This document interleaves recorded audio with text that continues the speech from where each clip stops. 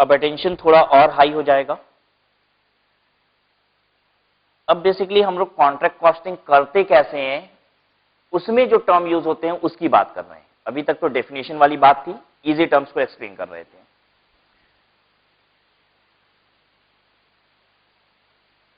Estimated profit,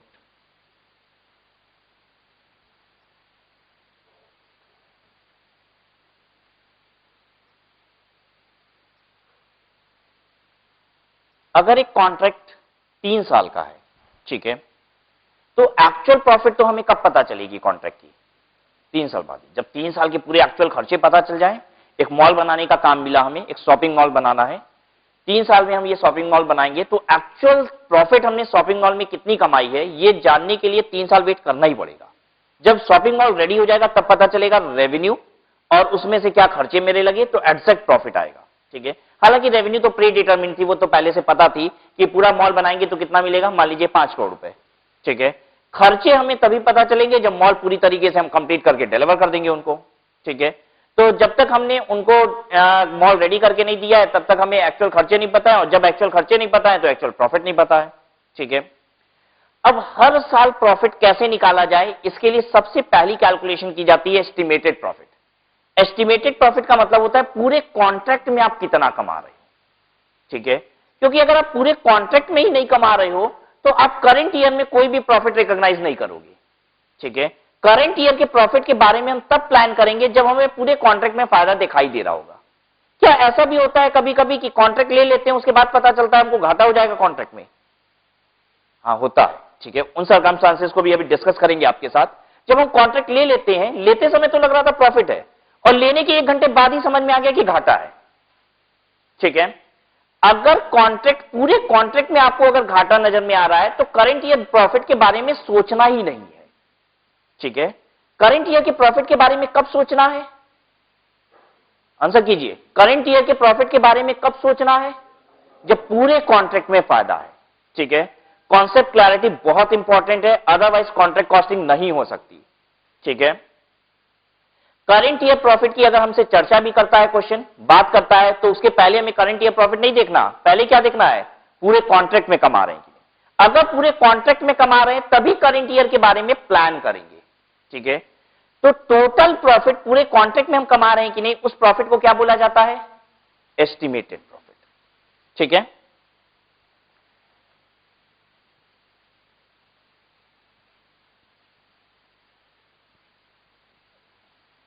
zero, 1, 2, 3।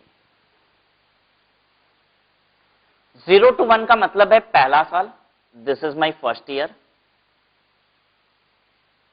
This is my second year, and this is third year,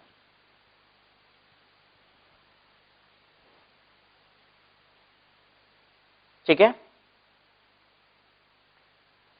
सबसे पहली बार अगर मान लीजिए हम एक 3 साल का कॉन्ट्रैक्ट लेते हैं, अकाउंटिंग के हिसाब से सबसे पहली बार हमें अपना profit and loss balance sheet बनाने की जरूरत कब पड़ती है? कहां पे? यहां पे कॉन्ट्रैक्ट लिया है, कहां पे पड़ेगी? यहां पे, फर्स्ट ईयर एंड पे ही पड़ेगी, ठीक है। इसके पहले तो अकाउंटिंग की जरूरत नहीं ना है, इसके पहले तो प्रॉफिट निकालने की जरूरत नहीं है। एक बार यहां निकालना पड़ेगा, एक बार यहां निकालना पड़ेगा, एक बार यहां निकालना पड़ेगा, ठीक है। कहां पे निकालने में तकलीफ नहीं होगी? यहां तो कोई तकलीफ ही नहीं होगी, यहां तो एक्चुअल खर्चे पता चल चुके होंगे, रेवेन्यू मेरे पास पहले से ही थी, यहां तो प्रॉफिट बड़े आराम से निकल जाएगा, ठीक है। तो तकलीफ कहां है? यहां और यहां, ठीक है। तो आप यहां और यहां ही एस्टिमेटेड प्रॉफिट निकालते हो, ठीक है। हम सबसे पहली बार एस्टिमेटेड प्रॉफिट कहां कैलकुलेट करेंगे? यहां पे। हम यहां लिख रहे हैं, यहां और यहां एस्टिमेटेड प्रॉफिट कैलकुलेट किया जाएगा। Estimated profit will be calculated at this point of time. इस समय कैलकुलेट करेंगे। आपके लिए क्वेश्चन, यहां एस्टिमेटेड प्रॉफिट क्यों नहीं कैलकुलेट करेंगे? एक्चुअल प्रॉफिट पता चल जाएगा, ठीक है। फिर एक क्वेश्चन, यहां एस्टिमेटेड प्रॉफिट क्यों नहीं कंप्यूट कर रहे हैं? अरे अभी तो कॉन्ट्रैक्ट लिए हैं, ठीक है, क्या हम अभी कॉन्ट्रैक्ट लिए हैं तो भी एस्टिमेटेड प्रॉफिट कंप्यूट करेंगे? हां, ये कंप्यूट करेंगे। पता है क्यों? क्योंकि अकाउंटिंग में कंजर्वेटिज्म प्रिंसिपल चलता है। अब पता है कंजर्वेटिज्म प्रिंसिपल क्या बोलता है? कहता है कि अगर दुख और दर्द, दुख दर्द अगर दूर खड़े हैं, ठीक है, तो भी आपको क्या करना चाहिए? उनको खींच के गले लगा लेना चाहिए, ठीक है। और खुशियां एकदम यहीं पे खड़ी हैं तो भी इंतजार करना चाहिए। आके गले लग गई तो ठीक, और नहीं तो ऐसे ही खड़े रहेंगे। यह है कंजर्वेटिज्म प्रिंसिपल। अकाउंटिंग की भाषा में बात करें तो इसको कहा जाता है कि अगर लॉसेस दूर हैं, दूर दराज भी दिख रहे हैं, तो क्या कीजिए? रिकॉग्नाइज कर लीजिए। और प्रॉफिट एकदम नजदीक में भी दिख रहा है तो रिकॉग्नाइज मत कीजिए, आने दीजिए, आएगा तब रिकॉग्नाइज होगा, ठीक है। तो इस पॉइंट ऑफ टाइम पे भी हम एस्टिमेटेड प्रॉफिट की कैलकुलेशन करते हैं कंजर्वेटिज्म प्रिंसिपल के लिए, ठीक है। देखना चाहते हैं कहीं घाटा तो नहीं हो रहा है कॉन्ट्रैक्ट लेते ही, कि कहीं घाटा तो नहीं हो रहा है। अगर हो रहा है तो तुरंत रिकॉग्नाइज करेंगे। आई बात समझ में? तो यहां पे भी हम काम करेंगे एस्टिमेटेड प्रॉफिट के लिए।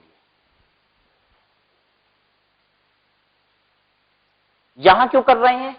कॉन्ट्रैक्ट अकाउंट बनाने के लिए नहीं, अकाउंटिंग के कंजर्वेटिज्म प्रिंसिपल के लिए, ठीक है। क्योंकि घाटे तो तुरंत भी पता चलने चाहिए, बुक्स ऑफ अकाउंट्स में आने चाहिए, ठीक है।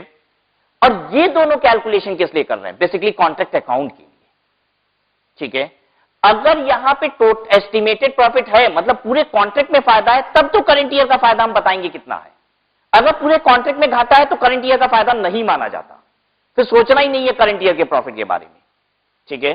तो ये प्रॉफिट निकला है for the purpose of contract account, ठीक है। ये प्रॉफिट भी निकला है क्यों? For the purpose of conservatism principle, ठीक है। अब आपको एग्जाम में क्या लगता है, कंजर्वेटिज्म प्रिंसिपल की एप्लीकेशन चेक करेगा या कॉन्ट्रैक्ट अकाउंट बनवाएगा? कॉन्ट्रैक्ट अकाउंट बनवाएगा। तो हमें इसकी जरूरत नहीं होती, ठीक है, इसकी हमें जरूरत नहीं होती as far as costing is concern, ठीक है। अकाउंटिंग में जरूरत पड़ेगी, कॉस्टिंग में इसकी जरूरत नहीं होती, ठीक है। कॉस्टिंग में हमसे बनवाएगा ही क्या? कॉन्ट्रैक्ट अकाउंट, तो हमें चेक करने की जरूरत होती है इसकी, ठीक है। और यहां पे एस्टिमेटेड प्रॉफिट चेक नहीं करेंगे बिकॉज हमें यहां पे एक्चुअल प्रॉफिट अवेलेबल होगा, राइट। यहां पे भी लिख दें estimated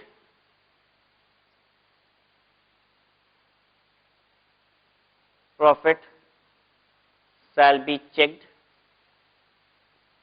for conservatism principle.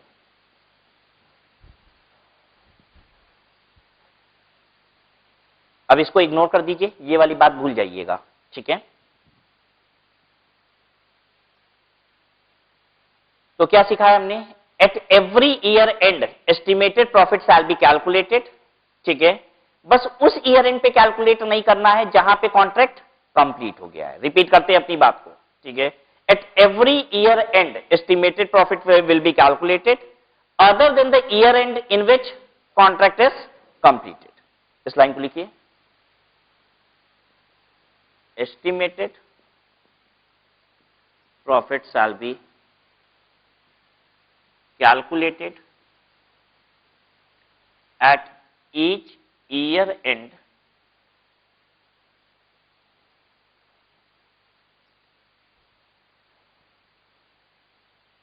other than the year end in which contract is completed.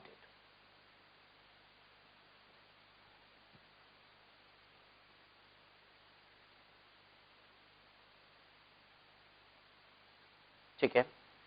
अब देखिए, जब हम यहां पे प्रॉफिट निकालेंगे एट फर्स्ट ईयर एंड, ठीक है, तो प्रॉफिट कितने पीरियड का होगा?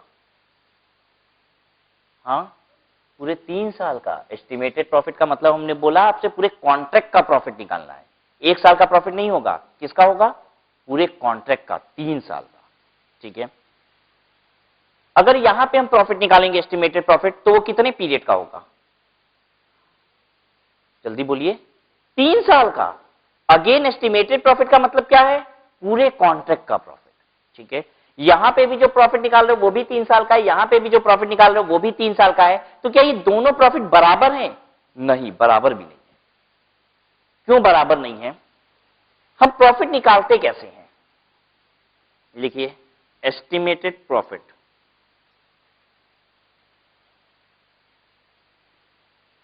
कॉन्ट्रैक्ट रेवेन्यू लेस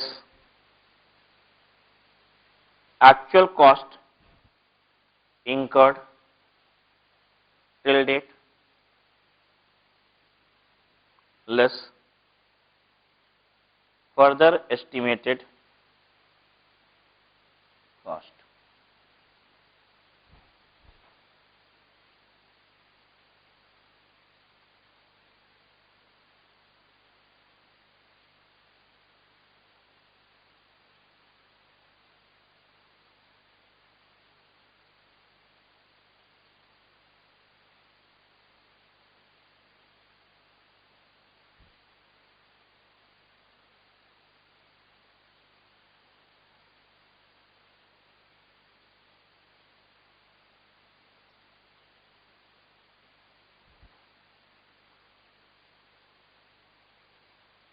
यहां पे लिख दे, here we calculate actual profit, here we calculate actual profit.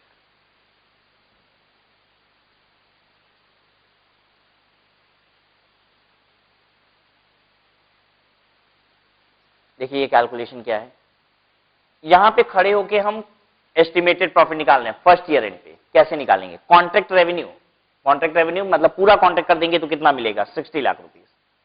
Actual cost incurred till date का मतलब क्या होता है?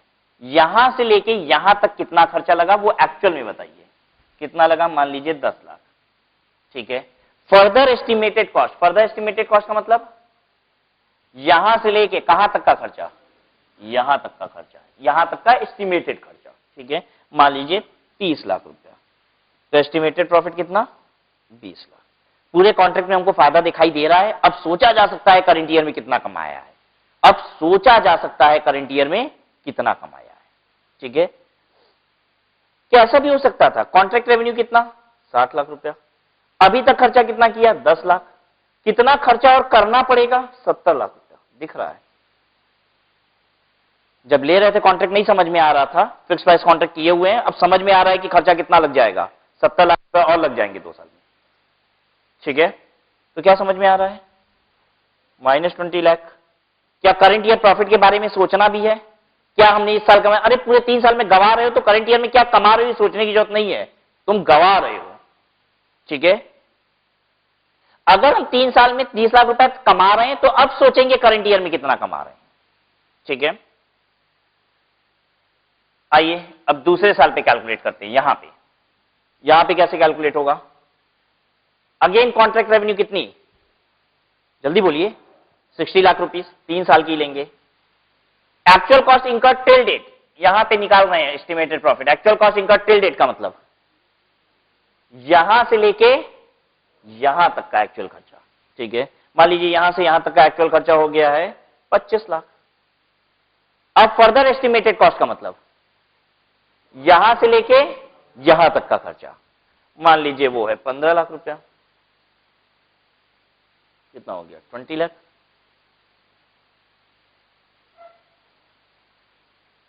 ठीक है, क्या ये एस्टिमेटेड प्रॉफिट यहां पे चेंज भी हो सकती है? बिल्कुल हो सकती थी। 25 लाख रुपए यहां तक लगा, अब इसके बाद हमको लग रहा है 10 ही लाख रुपए लगेंगे। कितना हो गया अब ये? 25 लाख रुपया। पहले साल हमको 20 लाख रुपए दिख रहा था, दूसरे साल एस्टिमेटेड प्रॉफिट 25 लाख रुपया दिख रहा है। कम भी दिख सकता था ये।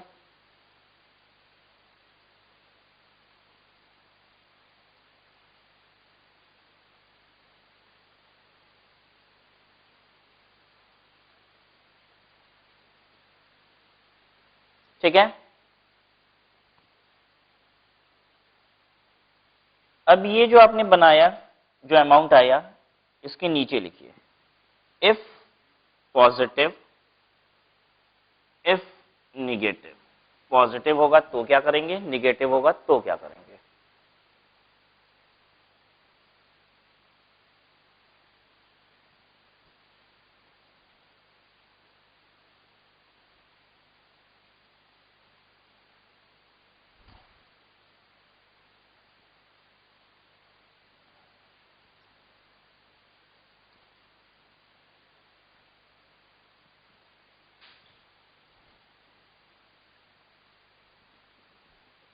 पॉजिटिव वाला लिखवा रहे हैं आपको, हाफ हाफ पेज में ही लिखिएगा, मतलब आधे तक में इधर कवर करिएगा, निगेटिव वाला इधर कवर कीजिएगा, ठीक है। Transfer profit to PL account based on estimated profit or notional profit.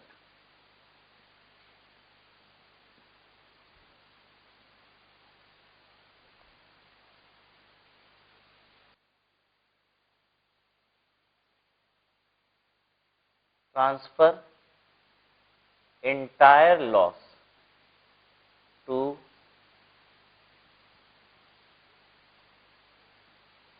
current year PL account irrespective of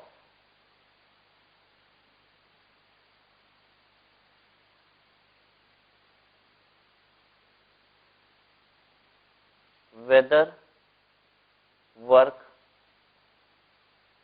commenced or not, stage of completion of contract,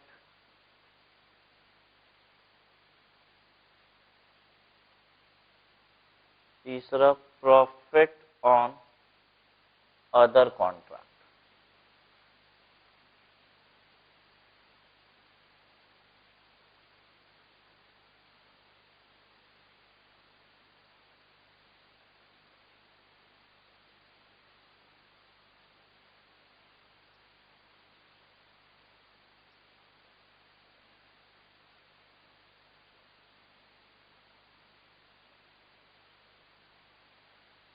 Transfer entire loss to current year profit and loss account irrespective of whether work commenced or not, stage of completion of contract, profit on other contract।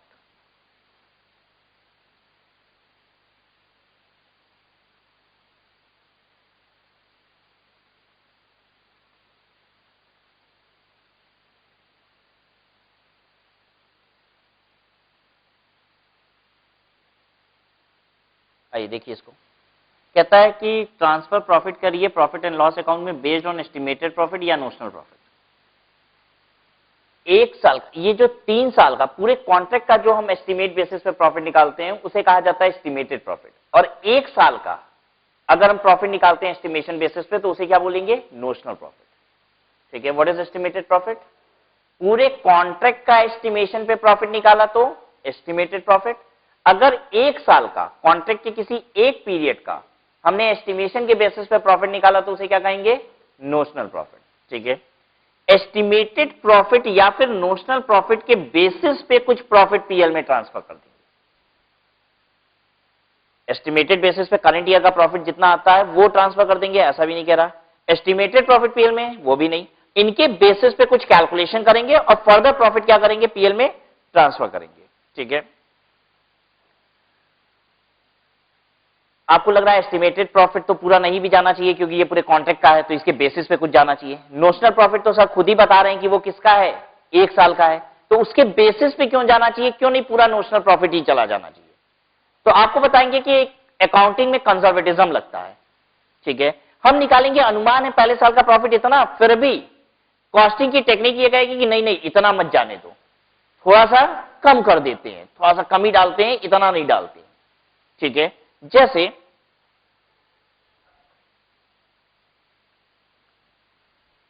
This is the journey of CA. ठीक है, एक ये पड़ाव पार करने के बाद आप कहलाते हो सीपीटी पास्ट। ठीक है, दिस इज सीपीटी पास्ट। ये दूसरा पड़ाव पूरा कर दीजिए, you will be called IPCC passed. ये तीसरा पड़ाव पूरा कर दीजिए, what will you be called, CA final pass यानी कि सीए। ठीक है, 1/3 यहां है, ये 2/3 है और ये 100% हो चुका है। ठीक है, जब आप सीपीटी पास कर लेते हो तो हम आपसे पूछते हैं बताओ कितने सीए बन गए, तो कहते हो 1/3 सीए हैं। कहते हो क्या, नहीं, क्यों नहीं कहते बताओ जरा। Conservatism principle.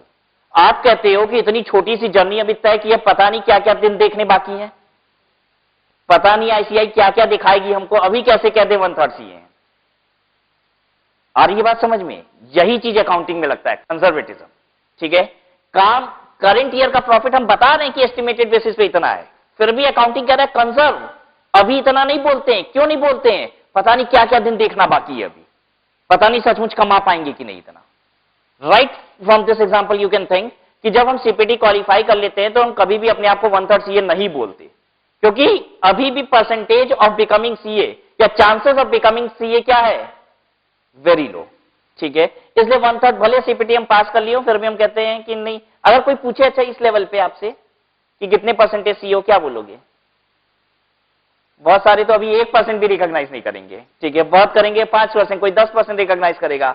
ठीक है, तो सबकी अपनी अपनी क्या है, कंजर्वेटिज्म प्रिंसिपल के तरफ हर कोई का कंजर्वेटिज्म का जो नेचर होता है वो डिफरेंट होता है, तो अकॉर्डिंगली हर कोई रिएक्ट करेगा। ठीक है, कोई भी 1/3 सीए अपने आप को नहीं बोलेगा, निश्चित है कुछ ना कुछ उसमें पीछे लेगा ही, कंजर्वेटिज्म प्रिंसिपल को अप्लाई करेगा ही। ठीक है, अब कुछ होनहार बच्चे सोच रहे हैं कि नहीं हम तो अपने आप को 100% कहना शुरू कर दिए हैं, कोई एक डिफरेंट पॉलिसी है। ठीक है, आप कॉमर्स के स्टूडेंट ही नहीं हो फिर। कंजर्वेटिज्म क्या चीज होती है हम आपको बताएं। आज मान लीजिए आपके एग्जाम का रिजल्ट आने वाला है। ठीक है, आप वेबसाइट खोल के बैठे हुए हो, बस 5 से 10 मिनट में कभी भी रिजल्ट आ सकता है। ठीक है, वेबसाइट खोल के बैठे हुए हो और रोना शुरू कर दियो। अगर आपने रोना शुरू कर दिया तो इसे कहा जाता है कंजर्वेटिज्म। पहले से तैयारी है किसकी? दुख की। अगर मान लो पास हो गए तो हंसने में क्या लगता है? तुरंत हंस देंगे, और नहीं तो जो आंसू बह रहे हैं उसकी स्पीड को थोड़ा तेज कर देंगे, घर वाले भी गले लगा लेंगे। तो इसलिए उसके लिए प्रोविजन पहले से बना के रखे हैं। टिप टिप बरसा पानी शुरू हो गया है, और अगर सचमुच फेल हो गया तो उसी को थोड़ा तेज कर देंगे। सबको बात समझ में आ रही है? आप एग्जामिनेशन सेंटर से निकलते हो, एग्जाम देके निकले हो, आपका दोस्त पूछता है कि कैसा हुआ पेपर? बहुत अच्छा हुआ है। आपको लग रहा है कि इस बार तो 90% भी आ सकता है। ठीक है, लेकिन दोस्त को बता रहे हो अगले अटेम्प्ट की तैयारी करने घर जा रहे हैं। What is this? कंजर्वेटिज्म। आप कह रहे हो कि अगर सचमुच पास हो गए, अच्छे नंबर आ गए तो वो तो देख ही लेगा, और अगर कहीं फेल हो गए तो बहुत चिढ़ाएगा। एक काम करते हैं, पहले से ही क्या बोलते हैं? अगले अटेम्प्ट की तैयारी। बात समझ में आ रही है? इसको बोला जाता है कंजर्वेटिज्म, और इसी पे पूरा बेस्ड है ये अकाउंटिंग। ठीक है, कि आप प्रॉफिट कम क्यों रिकॉग्नाइज कर रहे हो। तो जब भी आपको ये बात लगे तो आप तुरंत दिमाग में बैठा लीजिएगा कि हम एग्जाम देके निकलते हैं, अच्छा पेपर होता है, 70% पाने वाले होते हैं, तो किसी को बताते हैं 70% पाएंगे, बोलते हैं नहीं देखो हो सकता है लह जाए, मतलब पास हो जाए। ठीक है, या फिर मोस्ट ऑफ द केसेस में आके देते हैं नहीं नहीं निकलेगा नहीं। What is this? कंजर्वेटिज्म।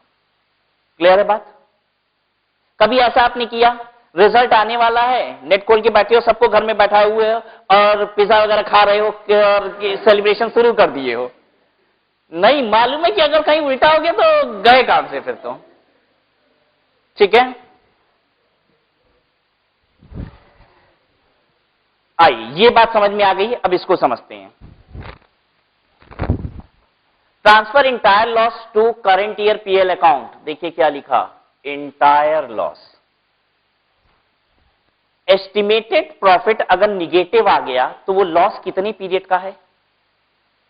पूरे कॉन्ट्रैक्ट का। अगर 20 lakh minus 20 lakh estimated profit आ गया तो पूरे कॉन्ट्रैक्ट में 20 लाख रुपए आप नुकसान दोगे। ठीक है, लेकिन उस 20 लाख के नुकसान को कब रिकॉग्नाइज कर लेना है? करंट ईयर के पीएल में। जैसे ही पता चला करंट ईयर के पीएल में रिकॉग्नाइज कर लेंगे। हमने यहां पे कॉन्ट्रैक्ट लिया और लेते ही यहां अगले दिन हमको पता चल गया कि हमको तो पूरे कॉन्ट्रैक्ट में घाटा हो रहा है, जितना घाटा हो रहा है इसी साल के पीएल में रिकॉग्नाइज हो जाएगा। ठीक है, ये अकाउंटिंग का फंडामेंटल प्रिंसिपल है। लॉसेस दूर दराज भी दिखाई देते हैं तो क्या करना होता है? तुरंत रिकॉग्नाइज करना होता है। फायदे अगर दिखते भी हैं तो टुकड़ों में रिकॉग्नाइज होते हैं, जितना हमको लगता है आ गया है। ठीक है, तो याद रहेगी ये बात कि अगर एस्टिमेटेड प्रॉफिट निगेटिव आ गया तो जितना आया, अब पूरे कॉन्ट्रैक्ट का घाटा नहीं है, वो कौन सा घाटा है? करंट ईयर का घाटा है। और फायदा होगा तो फायदा कौन सा है? पूरे कॉन्ट्रैक्ट का। याद रहेगी बात। अगर एस्टिमेटेड प्रॉफिट पॉजिटिव है तो पूरे कॉन्ट्रैक्ट का फायदा, और अगर निगेटिव है तो करंट ईयर का घाटा। ठीक है, इसमें पहला पॉइंट लिखा हमने कि आप करंट ईयर का घाटा बना दोगे इररिस्पेक्टिव ऑफ, चाहे कुछ भी हो इनमें से। पहला, वेदर वर्क कमेंस्ड और नॉट, काम आपने शुरू किया कि नहीं किया। जैसे समझिए पहला साल तो मेरा बहुत जल्दी खत्म होने वाला है, ईयर एंड तो 31 मार्च ही है फाइनेंशियल ईयर मेरा। ठीक है, और पहला फाइनेंशियल ईयर वो होता है जिस दिन आपने कॉन्ट्रैक्ट लिया वहां से लेके पहला 31 मार्च। ठीक है, तो मान लीजिए हमने कॉन्ट्रैक्ट लिया है 1 मार्च को, तो पहला फाइनेंशियल ईयर तो 1 मार्च से 31 मार्च हो जाएगा, फिर 1 अप्रैल से अगला 31 मार्च। इस फाइनेंशियल ईयर में पीरियड मेरा कितना है, सिर्फ 1 महीने का है। ठीक है, हमने यहां पे कॉन्ट्रैक्ट लिया। बेसिकली ये कॉन्ट्रैक्ट कैसे मिला, टेंडर भरना था। ठीक है, जिसका लोएस्ट टेंडर होगा उसको कॉन्ट्रैक्ट मिल जाएगा। काम क्या था, एक जगह सीवेज लाइन बनानी थी। ठीक है, मतलब डिग करना था। ठीक है, डिग करके मिट्टियां निकालनी थी और वहां पे सीवेज लाइन बनानी थी। तो इसका कॉन्ट्रैक्ट हमने फिल किया था, बहुत सारे और मेरे कॉम्पिटिटर भी फिल किए थे, ये कॉन्ट्रैक्ट हमें मिल गया। ठीक है, हमने ये कॉन्ट्रैक्ट के लिए अमाउंट भरा था 60 लाख रुपए। ठीक है, 1 मार्च को ये कॉन्ट्रैक्ट खुलते ओपन किया जाता है और हमें ये दे दिया जाता है 60 लाख रुपए का। 2 मार्च को हमने पार्टी रखी, 2 मार्च को पार्टी है। जितने लोग और इस ट्रेड में हैं, जो कंस्ट्रक्शन का काम वगैरह करते हैं, वो भी हमारे दोस्त ही हैं। ठीक है, उन सबको भी पार्टी में बुलाए थे जिनको कॉन्ट्रैक्ट नहीं मिला। ठीक है, सारे लोग थे, सेलिब्रेशन चल रहा था, डांस वांस हो रहा था। ठीक है, तब तक में कुछ लोगों ने हमसे पूछा कि आपने क्या फिल किया था, कैसे आपको कॉन्ट्रैक्ट मिल गया। हमने बताया कि देखिए हमने तो 60 लाख रुपए फिल किए थे, कॉन्ट्रैक्ट मिल गया, टोटल खर्चा 40 लाख रुपए के आसपास का है। ठीक है, मिट्टी डिग करनी है, उसकी लेबर कॉस्ट वगैरह हमने बता दी उनको। उन्होंने कहा मिट्टी डिग नहीं करनी है, यहां पे आपको पत्थर डिग करना पड़ेगा। ये मिट्टी तो बस क्या है, 1 फीट तक मिट्टी है, उसके बाद 3 फीट जो आपको डिग करना है वहां पत्थर है पूरा, और वहां पे डिगिंग कॉस्ट आपकी बहुत ज्यादा आ जाएगी। लेबर को पत्थर काटना पड़ेगा तो उसमें ज्यादा समय लगेगा ना, तो इसकी लेबर कॉस्ट ही करीब 1.5 करोड़ रुपए है, 1.5 CR। चलता नाच गाना सब बंद हो गया। ठीक है, अब सिर्फ बाकी लोग एंजॉय कर रहे हैं और हम टेंशन में बैठे हैं। अभी तक हम एंजॉय कर रहे थे, बाकी लोग टेंशन में थे। ठीक है, हमें अभी 1 तारीख को कॉन्ट्रैक्ट मिला और 2 तारीख को पता चल गया कि इस कॉन्ट्रैक्ट में हमें घाटा है। कितने का घाटा, जल्दी बताइए। 90 लाख रुपए का। क्या करना है इसका, इमीडिएट इसी साल के 31 मार्च के पीएल में चला जाएगा। सबको बात समझ में आ गई। तो यही लिखा है हमने, वेदर वर्क कमेंस्ड और नॉट, काम शुरू किया नहीं किया इस बात से भी फर्क नहीं पड़ता। घाटा पता चला, कहां पता चला, अभी पार्टी शुरू किए थे, काम तो अभी 2-3 दिन बाद से शुरू होने वाला था। ठीक है, घाटा रिकॉग्नाइज हो जाएगा। दूसरी बात, stage of completion of contract. Stage of completion of contract का मतलब आपका कॉन्ट्रैक्ट कहां पे है, 10% काम किया, 20% किया, 30% किया, 40%, 90%, 95%, इस बात से मतलब नहीं है। किसी भी पॉइंट ऑफ टाइम पे आपको यह पता चल जाए कि आपको लॉस होने वाला है ओवरऑल कॉन्ट्रैक्ट में, तो पूरा लॉस इमीडिएट रिकॉग्नाइज हो जाएगा। ठीक है, कहने का मतलब इस सेकेंड ईयर के एंड पे 70% काम हो चुका था, 10% काम हो चुका था, कोई फर्क नहीं पड़ता। अब लॉस अगर समझ में आ गया तो लॉस क्या कीजिए, रिकॉग्नाइज कर लीजिए। तो काम शुरू किया कि नहीं इस बात से फर्क नहीं पड़ेगा, काम कितना कर लिया इस बात से भी फर्क नहीं पड़ेगा।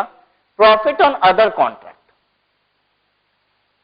अगर हम कंस्ट्रक्शन कॉन्ट्रैक्ट का काम करते हैं तो क्या सिर्फ एक मॉल बनाने का काम मिल रहा है तो बस अब बैठ जाएंगे 3 साल तक कुछ और नहीं करेंगे? बहुत सारी साइट चल रही है मेरी। ठीक है, जगह जगह काम हो रहा है। अगर एक कॉन्ट्रैक्ट में घाटा है और दूसरे कॉन्ट्रैक्ट में फायदा है, एग्जांपल, एक कॉन्ट्रैक्ट में 2 लाख रुपए का घाटा और दूसरे कॉन्ट्रैक्ट में 3 लाख रुपए का फायदा, तो क्या कॉन्ट्रैक्ट से 1 लाख रुपए का फायदा है ये पीएल में दिखाया जाता है? बिल्कुल नहीं।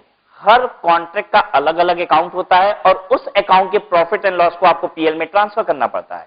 मतलब आप 10 कॉन्ट्रैक्ट कर रहे हो जिसमें से 9 में फायदा है, 1 में घाटा है, तो आपने कहा घाटा रिकॉग्नाइज करने की क्या जरूरत है, कुल मिला के तो कमा ही रहे हैं ना, तो क्या आप ये अकाउंटिंग कर सकते हो? नहीं।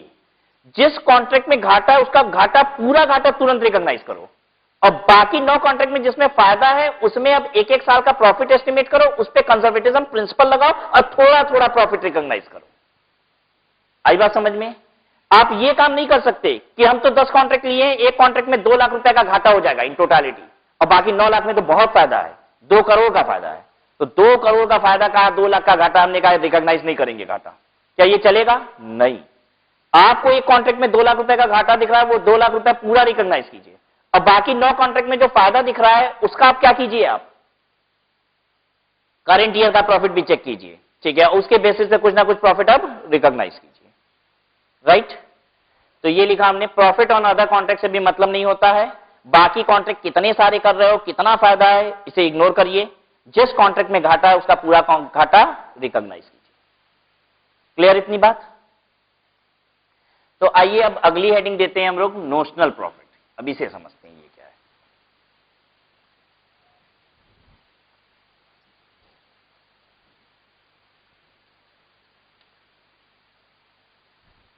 चलिए पहले तो हमको बताइए, नोशनल प्रॉफिट की जरूरत कब पड़ेगी आपको? जब एस्टिमेटेड प्रॉफिट क्या होगा, पॉजिटिव कि निगेटिव? पॉजिटिव होगा, ठीक है। क्योंकि अगर एस्टिमेटेड प्रॉफिट ही निगेटिव हो गया तो काम खत्म हो गया, जितना घाटा है पूरा क्या कीजिए, पीएल में रिकॉग्नाइज कीजिए, ठीक है। आपको एग्जाम में ऐसे क्वेश्चन नहीं आते, कॉस्टिंग के पेपर में ऐसा क्वेश्चन नहीं आएगा जिसमें एस्टिमेटेड प्रॉफिट निगेटिव हो जाए, ठीक है। हम जो भी बात बोलते हैं वो जनरली बोलते हैं, मतलब ऐसे बात करते हैं जो 99% केसेस में एप्लीकेबल होंगी, ठीक है। 100% बात नहीं करते हैं, ठीक है। You can get anything any time, ठीक है। और अगर किसी भी समय कुछ भी एक्सेप्शनल बात ना मिल रही होती तो शायद इतनी बात कर ही नहीं रहे होते आपसे, ठीक है। तो जनरली आपको जो कॉस्टिंग का पेपर मिलेगा उसमें एस्टिमेटेड प्रॉफिट क्या होगा, पॉजिटिव होगा, गारंटीड पॉजिटिव होगा, ठीक है। एस्टिमेटेड प्रॉफिट निगेटिव पता है कब किया जाता है, अकाउंटिंग के पेपर में, ताकि कंजर्वेटिज्म प्रिंसिपल दिखाइए, बताइए, उसको इमीडिएट रिकॉग्नाइज करेंगे, ठीक है। You won't get a question in costing where in estimated profit as negative, ठीक है। जनरली बात कर रहे हैं, कभी कभी कुछ भी हो सकता है, ठीक है। अच्छा, अब अगर एस्टिमेटेड प्रॉफिट पॉजिटिव है तब तो बात होगी कि करंट ईयर के पीएल में कितना ले जाना चाहिए, and that to applying conservatism principle again, ठीक है। हेडिंग दीजिए नोशनल प्रॉफिट, ब्रैकेट में लिखिए first year,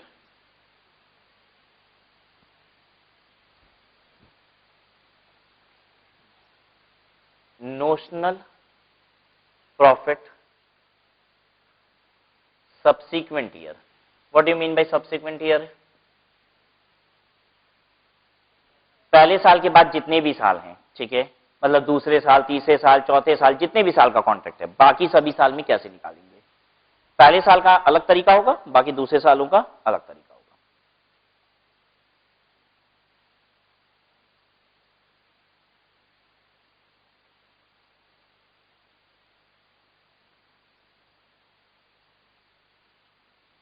value of work certified,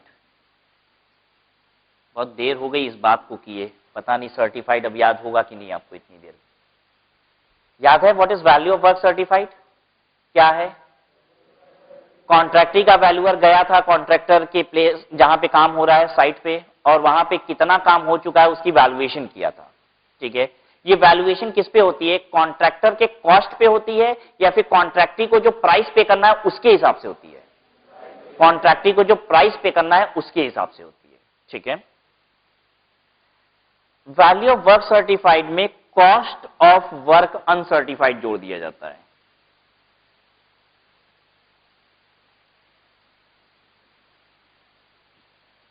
what is work uncertified? Work uncertified क्या होता है, जो आखिरी वैल्यूएशन ईयर एंड के पहले की गई है, आखिरी वैल्यूएशन जो ईयर एंड के पहले की गई है, उसके बाद से लेके ईयर एंड तक जितने रुपए का काम हो चुका है कॉस्ट पे, ठीक है, यहां पे देखेंगे कॉस्ट, जितने लागत का काम हो चुका है वो और ऐड कर दिया जाता है, ठीक है। एक बात बताइए, क्या जरूरी है कॉस्ट ऑफ वर्क अनसर्टिफाइड होगा ही? जरूरी नहीं है। कब ऐसा होगा कि कॉस्ट ऑफ वर्क अनसर्टिफाइड कुछ भी नहीं है, जीरो है? कब? 31 मार्च को ही वैल्यूएशन हुआ है, या फिर ऐसा भी हो सकता है 31 मार्च को वैल्यूएशन नहीं हुआ था, वैल्यूएशन तो हुआ था 25 मार्च को, लेकिन उसके बाद भी कॉस्ट ऑफ वर्क अनसर्टिफाइड नहीं है, काम ही नहीं हुआ, ठीक है। तो स्मार्ट बनना पड़ेगा, हम लोगों से वर्ड्स थोड़ी ना देखने हैं, ठीक है। 25 तारीख को अगर मान लीजिए वैल्यूएशन क्वेश्चन कहता है उसके बाद भी कॉस्ट ऑफ वर्क अनसर्टिफाइड नहीं है, बिल्कुल हो सकता है। 26 तारीख से लेकर 31 तारीख तक कोई काम हुआ ही नहीं है, राइट। इन दोनों को जोड़ देंगे तो इसे कहा जाता है WIP।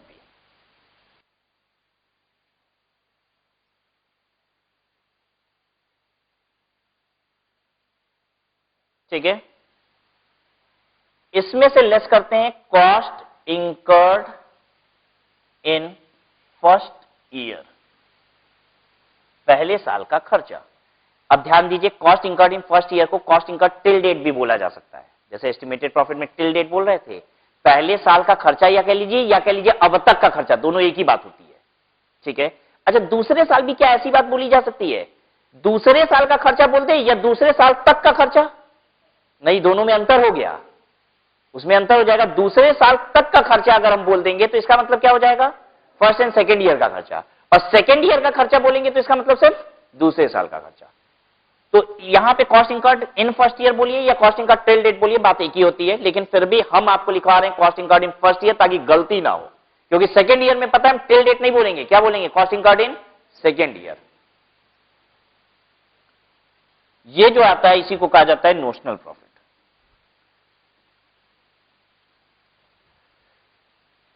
तो याद कीजिए, जब कॉन्ट्रैक्ट की डेफिनेशन लिख रहे थे तो उसी समय आपने लिखा था कि कॉन्ट्रैक्ट में WIP की वैल्यूएशन करनी पड़ती है। यही है WIP की वैल्यूएशन, क्योंकि इसी से क्या आएगा आपका एक साल का estimated profit. What is this notional profit? एक साल का एस्टिमेटेड प्रॉफिट। और एस्टिमेटेड प्रॉफिट क्या है? पूरे कॉन्ट्रैक्ट का एस्टिमेटेड प्रॉफिट। ठीक है। Notional profit subsequent year.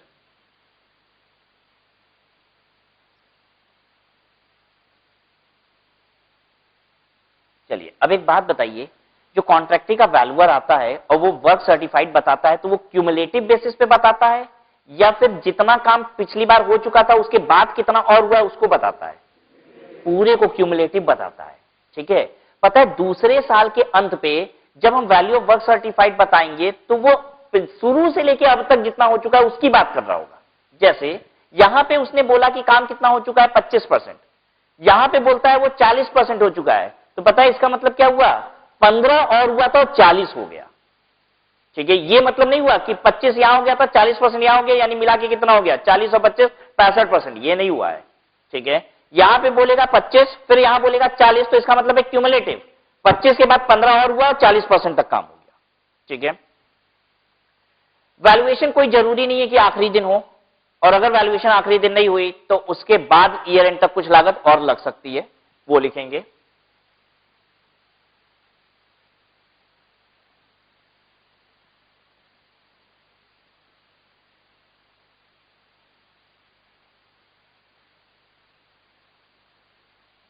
ये कहलाता है मेरा WIP एट सेकेंड ईयर, दूसरे साल पे इतने रुपए का काम हो चुका है।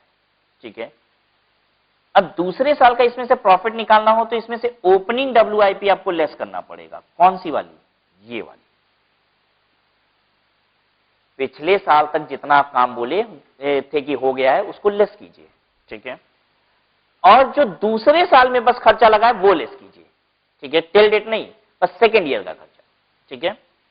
ऐसे समझिए, पहले साल तक 10 लाख का काम हो चुका था, दूसरे साल तक 25 लाख हो चुका था, तो दूसरे साल में काम कितने का हुआ? 15 लाख का। तो हमने डिफरेंस ले लिया। अब दूसरे साल का खर्चा 15 लाख में से घटा दीजिए तो क्या पता चल जाएगा? दूसरे साल का प्रॉफिट। ठीक है। कोई तकलीफ तो नहीं है? इसमें से लेस करेंगे cost incurred in second year.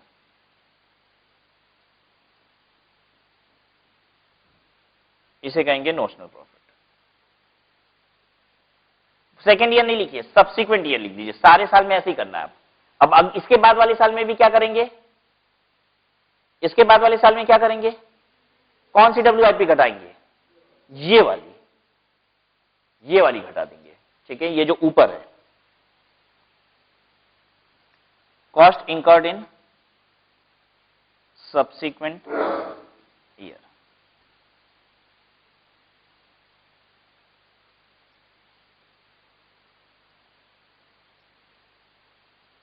मतलब if this is second year then it is second year, if this is third year then this is third year.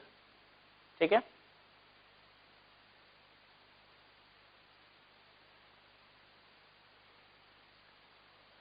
आइए वापस से इस पे, यहां पे हम एस्टिमेटेड प्रॉफिट निकालते हैं, कितने पीरियड का होता है, कितने पीरियड का होता है, पूरे 3 साल का। यहां पे हम निकालते हैं नोशनल प्रॉफिट, कितने पीरियड का होता है, इसका नोशनल प्रॉफिट होता है इसका। और यहीं खड़े होकर जब एस्टिमेटेड प्रॉफिट निकालते हैं तो पता है किसका होता है, इसका। अब बताइए यहां पे खड़े होके हम एस्टिमेटेड प्रॉफिट निकाल रहे हैं, कितना पीरियड का होता है, पूरा। यहां पे खड़े होके हम नोशनल प्रॉफिट निकाल रहे हैं, किस पीरियड का होता है, इसका। क्लियर है सबको? जब नोशनल प्रॉफिट निकालेंगे सेकेंड ईयर के एंड पे तो ये वाला निकल रहा होगा। ठीक है, और एस्टिमेटेड प्रॉफिट यहीं पे निकाल रहे होंगे तो कौन सा निकल रहा होगा, पूरा। राइट?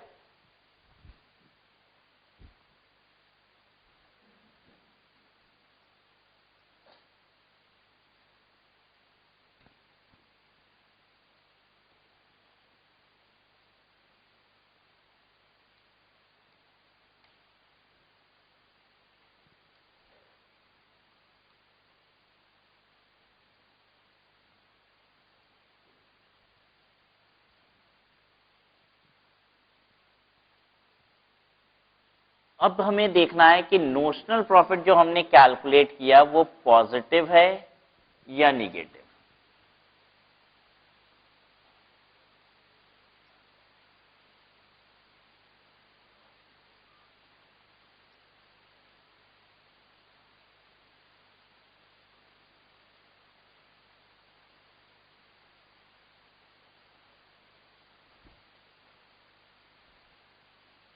अच्छा, ये नोशनल प्रॉफिट निगेटिव आया है, एस्टिमेटेड प्रॉफिट क्या था, पॉजिटिव था कि निगेटिव था, पॉजिटिव था पक्का। हाँ, क्योंकि एस्टिमेटेड प्रॉफिट निगेटिव था तब तो कहानी वहीं बंद हो गई थी। एस्टिमेटेड प्रॉफिट निगेटिव मतलब पूरा लॉस इमीडिएट रिकॉग्नाइज करो। एस्टिमेटेड प्रॉफिट पॉजिटिव था और नोशनल प्रॉफिट निगेटिव, क्या ये पॉसिबल है, पहले तो ये सोचना होगा। हो सकता है क्या, एक बार देख लेते हैं एग्जांपल से कि क्या अगर एस्टिमेटेड प्रॉफिट पॉजिटिव है तो नोशनल प्रॉफिट निगेटिव हो भी सकता है कि। ठीक है, चेक कर लेते हैं। एस्टिमेटेड प्रॉफिट निकलवाइए, लिखने की जरूरत नहीं है, बस आप देख लीजिए। Estimated profit,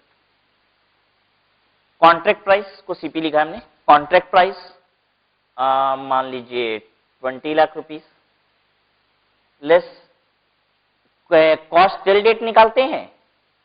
cost till date ये पहले साल के अंत में निकाल रहे हैं, तो पहले साल का खर्चा कॉस्ट टिल डेट 3 लाख रुपया और less further estimated cost 12 lakh रुपया, तो 5 लाख रुपया का एस्टिमेटेड प्रॉफिट।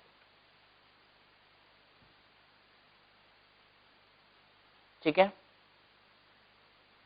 अब परसेंटेज ऑफ वर्क डन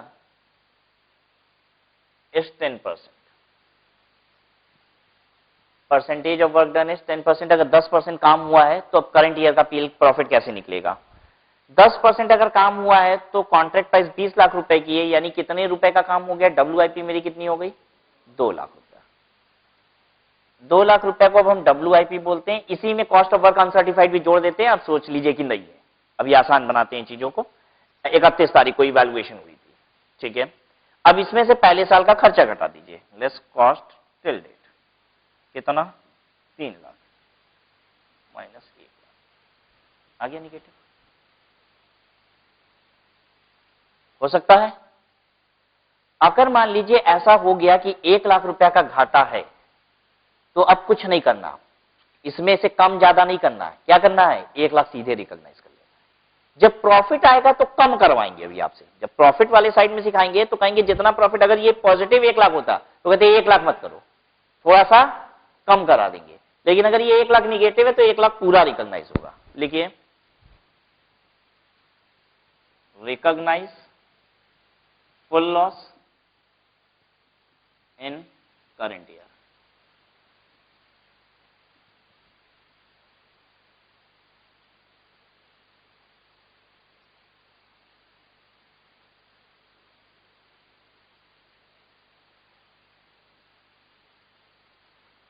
अच्छा, क्या ये पॉजिटिव भी हो सकता था? हाँ, परसेंटेज ऑफ 10% तो ही ना है, ये है 40%। तो 40% का मतलब कितना हो गया? 8 लाख माइनस 3 लाख कितना हो गया? 5 लाख। हमको तो 5 लाख रुपए टोटल प्रॉफिट और करंट ईयर में भी दिख रहा है कि 5 ही लाख हो गया। एफिशिएंट काम किए इसी साल, तो करंट ईयर में 5 लाख रुपए की प्रॉफिट दिख रही है। अब क्या करें, 5 लाख पूरा रिकॉग्नाइज कर लें? नहीं, देखिए क्या लिखे हैं, recognise profit in PL based on stage of completion.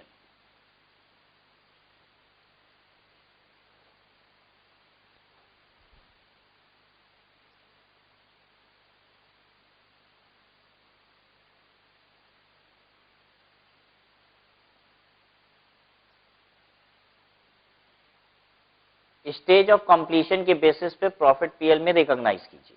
ठीक है, नंबर 1, स्टेज ऑफ कंप्लीशन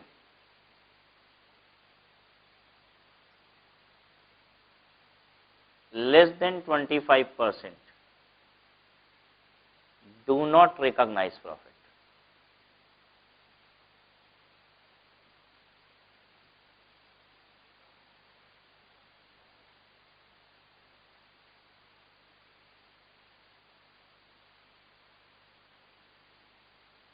मतलब क्या है समझिए, एस्टिमेटेड प्रॉफिट पॉजिटिव था तभी यहां तक पहुंचे हैं, ये था estimated profit. My stage of completion is 20%। अगर मेरी स्टेज ऑफ कंप्लीशन 20% है तो नोशनल प्रॉफिट देखिए कैसे निकलेगा, 4 लाख रुपए हो जाएगा कॉन्ट्रैक्ट प्राइस, 20 लाख का 20%, और खर्चा कितना लगा है अभी 3 लाख, प्रॉफिट कितना 1 लाख। कुछ भी रिकॉग्नाइज करना है 1 लाख का? नहीं, कुछ भी नहीं करना है, डू नॉट रिकॉग्नाइज प्रॉफिट। क्यों? क्योंकि स्टेज ऑफ कंप्लीशन कितनी है, लेस देन 25%। कहने का मतलब यह है कि बहुत कम काम अगर हुआ है, इसको कहा जाता है अभी काम आपने स्टार्ट ही किया है। लेस देन 25% का मतलब होता है बहुत कम काम किया है। जब बहुत कम काम किए हो तो अभी बहुत कुछ देखना बाकी है, पता नहीं क्या क्या होगा आगे। अभी से प्रॉफिट रिकॉग्निशन मत करो कुछ भी। आई बात समझ में? जैसे हमने आपको समझाया कि अगर आपने अभी बस सीपीटी क्वालिफाई किया है, ठीक है, या सीपीटी का एग्जाम देने जाने वाले हो, अभी तो वो भी 1/3 पे भी नहीं पहुंचे हो, तो मत कहो कि हम 10%, 20%, 25% सीए बन गए। अभी कुछ मत बोलो, चुपचाप रहो। आ रही बात समझ में? ठीक है, जब थोड़ा ज्यादा काम हो जाएगा तो थोड़ा बोलेंगे, और ज्यादा काम हो जाएगा और बोलेंगे, ठीक है, और जब बहुत ज्यादा हो चुका होगा तो बढ़ चढ़ के बोलेंगे। आ रही बात समझ में? तो यही कहना चाहता है कि अगर 25% से कम काम हुआ है, आपके दिमाग में बैठा लीजिए कि जब बहुत कम काम हुआ है, ठीक है, तो कॉन्ट्रैक्ट कॉस्टिंग क्या कह रहा है? कह रहा है मत रिकॉग्नाइज करो अभी प्रॉफिट। क्यों मत रिकॉग्नाइज करो? अभी आपको बहुत कुछ देखना बाकी है, अभी तो बहुत लंबी जर्नी है, बहुत छोटा सा सफर तय किए हो। अभी कुछ मत बोलो फायदा हुआ कि घाटा हुआ, ठीक है। हां, अगर इसी छोटे से सफर में घाटा हो गया तो कह रहा है दुख दर्द तो तुरंत क्या किया जाता है, खींच के गले लगाया जाता है, ठीक है, तुरंत चिपका लो अपने अकाउंट्स में। दूसरा देखिए,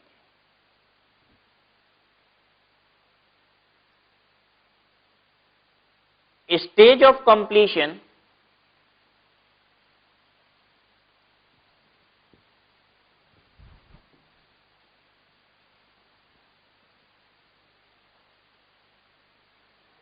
(25% to less than 90%).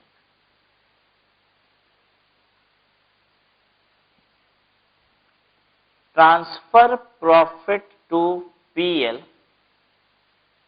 based on notional profit।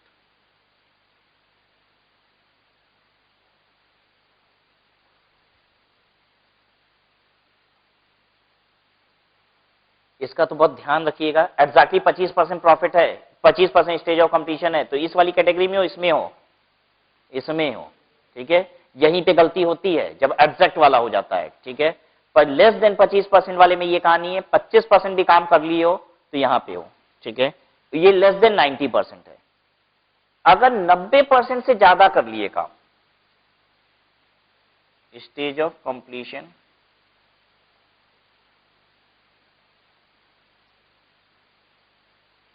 90% to less than 100%। 100% की बात नहीं बोलेंगे, 100% पे तो क्या करना है, जो एक्चुअल प्रॉफिट है सब पता चल गया, वही रिकॉग्नाइज कर लीजिए। ठीक है, लेस देन 100% तक ही दिमाग लगाना है। Stage of completion 90% to 100%। अच्छा, अगर 100% कॉन्ट्रैक्ट कंप्लीट हो गया है ना, तो पता है वो क्वेश्चन किसका बन गया, कॉन्ट्रैक्ट कॉस्टिंग का नहीं, फिर वो अकाउंट्स का क्वेश्चन बन गया। 100% कॉन्ट्रैक्ट कंप्लीट हो चुका है, 40 लाख रुपए की रेवेन्यू है, 35 लाख रुपए का खर्चा है, बताओ प्रॉफिट कितना। हाँ, 5 लाख रुपए मेहनत लगी नहीं, ये अकाउंटिंग है। ठीक है, stage of completion 90% to less than 100%। अगर ऐसा होता है तो ट्रांसफर करिए, transfer profit to PL based on estimated profit.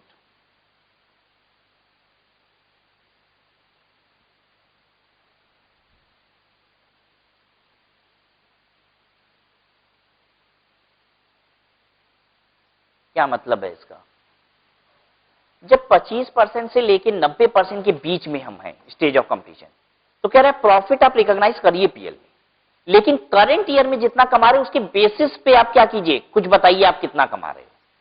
लेकिन जब आप 90% से ज्यादा स्टेज को कंप्लीट कर चुके हो, तो फाइनल डेस्टिनेशन देखो, ओवरऑल कितना कमा रहे हो, उसके हिसाब से प्लान करो कि हम कितना कमा चुके हैं। आ रही है बात समझ में? जैसे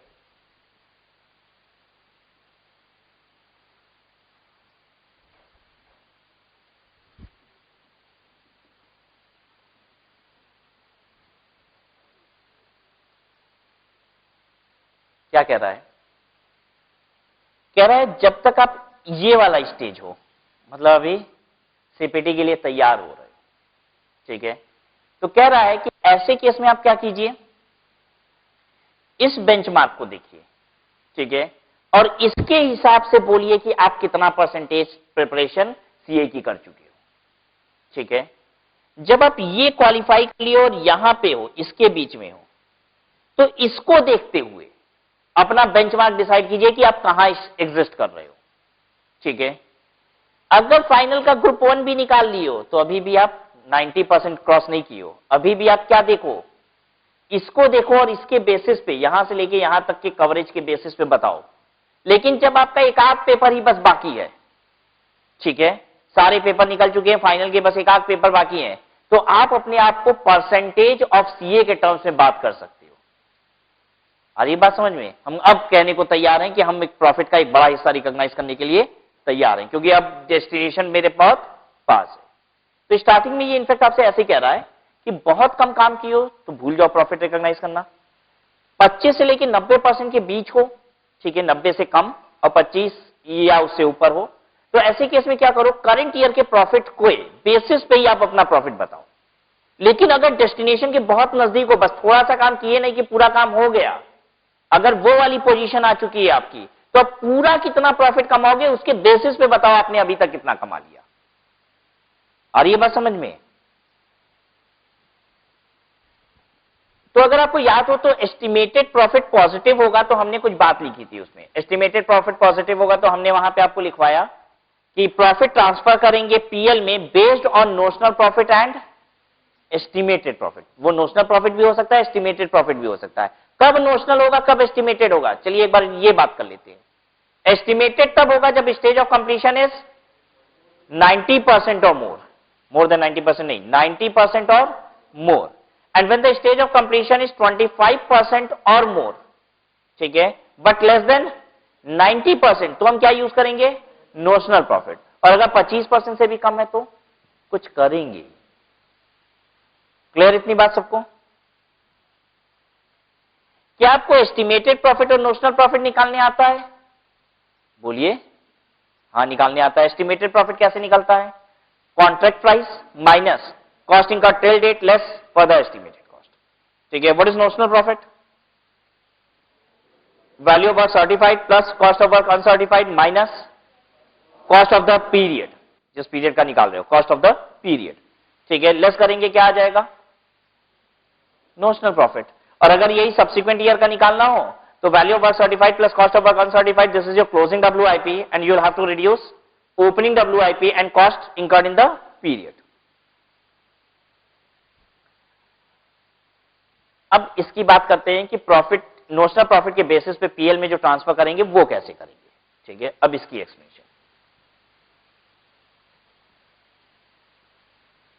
profit to be transferred to PL account. Number 1, if stage of completion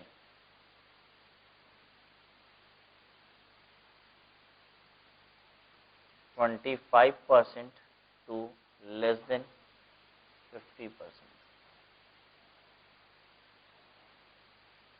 देखिए 25% से लेकर 90% तक नोशनल प्रॉफिट के बेसिस पे ही करते हैं, तो अब इसमें भी दो बाइफर्केशन होगी। 25 से अगर 50 के अंदर है तो कैसे नोशनल प्रॉफिट के बेसिस पे, और 50 से लेकर 90 के बीच में है तो कैसे नोशनल प्रॉफिट के बेसिस पे, ठीक है।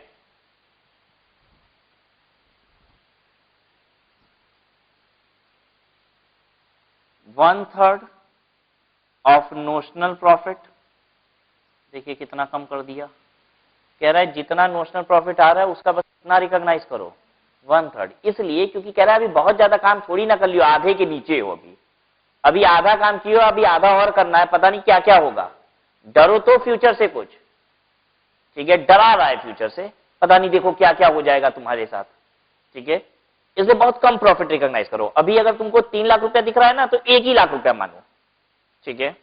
अभी भी चुप नहीं है, कह रहा है 1/3 ऑफ नोशनल प्रॉफिट करके उसमें मल्टीप्लाई कर दो cash received upon work certified.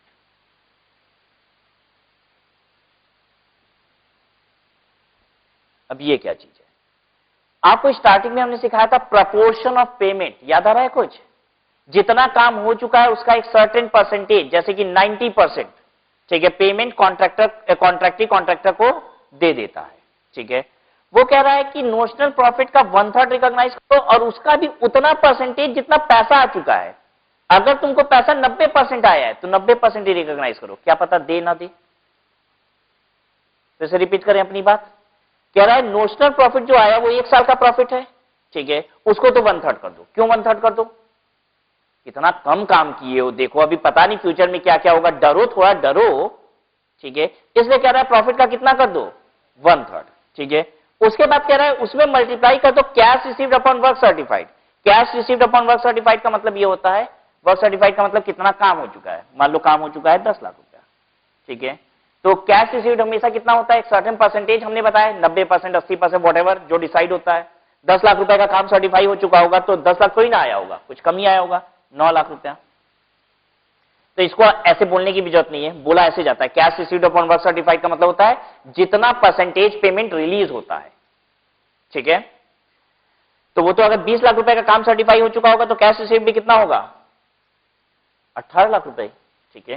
Cash received upon work certified का मतलब जितना परसेंटेज पेमेंट रिलीज हो चुका है, ठीक है। तो नोशनल प्रॉफिट का 1/3 कीजिए और उसका भी उतना परसेंटेज कर दीजिए जितना परसेंटेज पेमेंट आ चुका है। आई बात समझ में? तो दो तरीके से कंजर्वेटिज्म अप्लाई कर रहे हैं, एक तो 1/3 सीधे कर दिए और फिर उसके बाद जितना परसेंटेज पेमेंट आता है उतना प्रॉफिट को और बना दिए, ठीक है। तो ये भी कम कर रहा है कि नहीं, cash received upon work certified, ये भी कम कर रहा है, और 1/3 ये भी क्या कर रहा है, कम कर रहा है। तो ये याद करना पड़ेगा आपको। 25 से लेके 50 के अंदर अंदर है तो कितना करते हैं, 1/3 ऑफ नोशनल प्रॉफिट इंटू उतना परसेंटेज जितना पैसा आ चुका है, उतना परसेंटेज जितना पैसा आ चुका है। दूसरा, इफ स्टेज ऑफ कंप्लीशन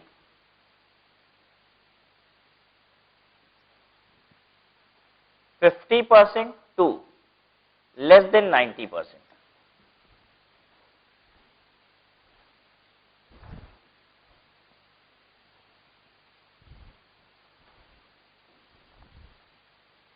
तो ये कहता है अब थोड़ा ज्यादा कर सकते हो। अब 50 से 90 के बीच है, मतलब आधा जर्नी सफर कर चुके हैं, उसके बाद वाली पोजीशन पे है। तो कह रहा है अब जितना प्रॉफिट तुमको दिख रहा है 1 साल का उसका 2/3 रिकॉग्नाइज करो। यानी अब अगर हमको 3 लाख रुपए का प्रॉफिट दिख रहा है दूसरे साल में, जिस समय हम ऑलरेडी 50% क्रॉस कर चुके हैं स्टेज ऑफ कंप्लीशन, तो कह रहा है 3 लाख अगर दिख रहा है तो 2 लाख कर लो, लेकिन इसका उतना परसेंटेज जितना पैसा आ चुका है। मेरे साथ साथ बोलना पड़ेगा, आप अगर cash received upon work certified बोलोगे तो हमको अच्छा बिल्कुल नहीं लगेगा। Cash received upon work certified का मतलब जितना परसेंटेज पैसा आ चुका है।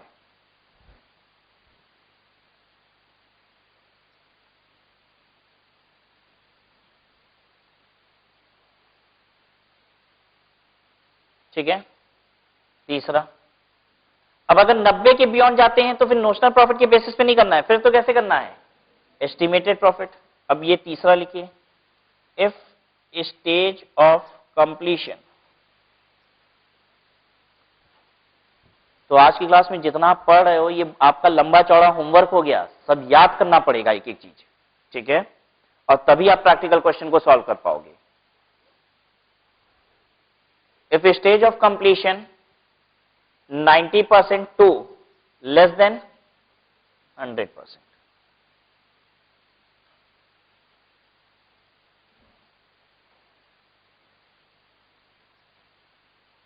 Profit transferred to PL is calculated in 4 ways. अब 4 तरीका है कैलकुलेट करने का। यहाँ पे कम आफत थोड़ी ना है,